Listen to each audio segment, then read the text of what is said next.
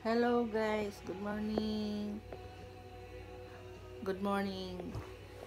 Special. Ayan pala guys. Yan ang ang view. Yan. Ayan ang Marriott. Nakakain na kami diyan. Dinala na kami ng ko diyan, anak noon. Tapos yun yung nakaharap na building na may white sa gitna. Yan ang One Madison. Nasa 7th floor kami dati diyan. Yan. 4 times kami nagstay diyan. Courtesy lang ng kliyente ng anak ko. Ayan guys, ang ganda dito. Ayan, doon molo. Ayan, malapit din ito sa sa Sunset Boulevard.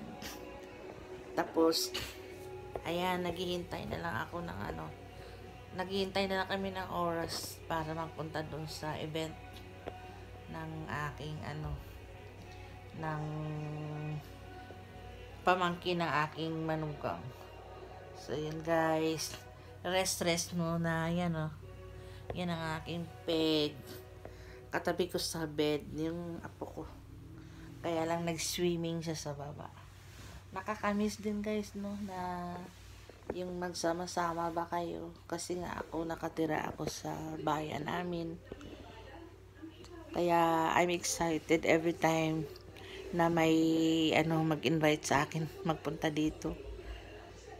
Pag nasa malayo ka tapos makapunta ka ba ng city, iniisip ko ba nung nagbabarko ako na magkaroon ako ng bahay dito, ganyan, na hindi natupad.